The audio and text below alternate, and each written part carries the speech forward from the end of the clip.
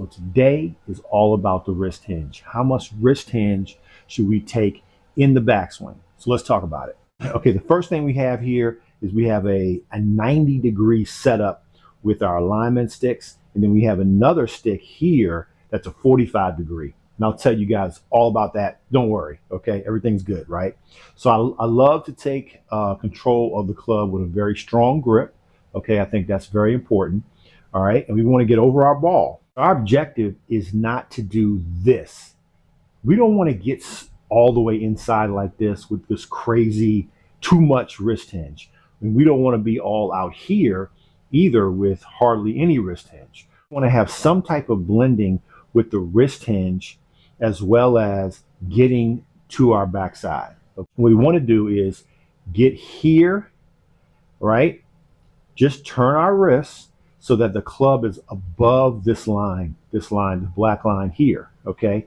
And then blend it in with our turn. So remember, this is a blending. It's not just wrist hinge and turn. No, it's a blending of both of these together. So we want to go blending, blending, okay? We want to go wrist hinge and turn all at the same time, okay?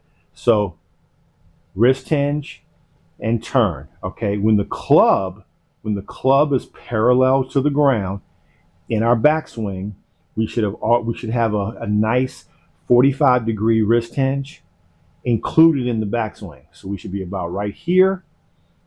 So wrist hinge and backswing all at the same time, right? Nice blending of the two.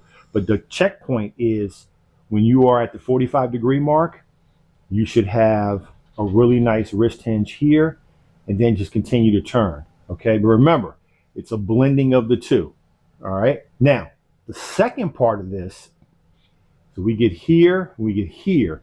Now, when we get our arm parallel to the ground, we want to make sure that the club is pretty much dissecting our forearm, okay? So what do I mean by that? So we're here, okay? When we get here, our arm is parallel to the ground. We want to make sure that the club is dissecting our forearm. You see that here? Okay. So that's kind of the checkpoint we want to get in. So make sure you guys are videotaping yourself and getting in front of a mirror and really taking a look at these checkpoints. Okay. Because it's really, really key. Because the thing is, you know, I just see so many people, they are way up here on the backswing. Okay. That's not going to work. Okay. Because for one, you're going to start cupping your wrists. Okay. And what I mean by that is that when you get into your backswing and you have this huge cup right here, you're probably going to slice the ball. You're probably going to come back in and do some type of flip motion because you have too much cup. Or you can be the reverse of that, like say Dustin Johnson, who has a serious bow at the top like this, right? Now, if you're a professional player, you can probably play with a cupped or a bowed wrist, right?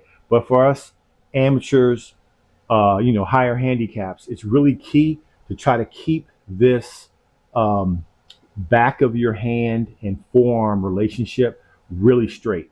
Okay, so you want to keep this line right here as straight as possible throughout most of the swing. Because when you start cupping or you start breaking it like this, you're all over the place. All right, you're all over the place. So what I would love to see is when you get here, this wrist relationship and forearm relationship is relatively straight.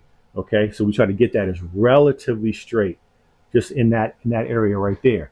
So we want to make sure that the club is pretty much dissecting our forearm when our arm is parallel to the ground. So that's a huge checkpoint. Okay, so let's look at this again. Okay, so strong grip. We always want to go with our strong grip. Okay, when we go 45 degrees, we are right over this line here, and we haven't turned yet. It's just the wrist.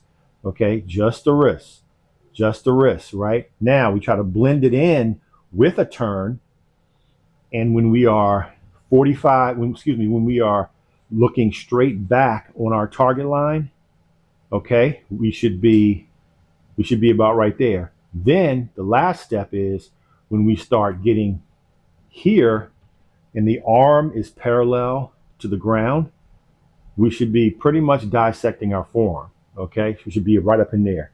Okay, so when you can blend all of these together like that, that's the key. Okay, so don't do too much of this. Don't do too much of this. Okay, we want a nice blending of the wrists. Okay, we have to have some type of wrist hinge, but we don't want to have too much. We don't want to have too little. And this will really help you guys out with taking just the right amount, just about right there. Okay, that's really, really key.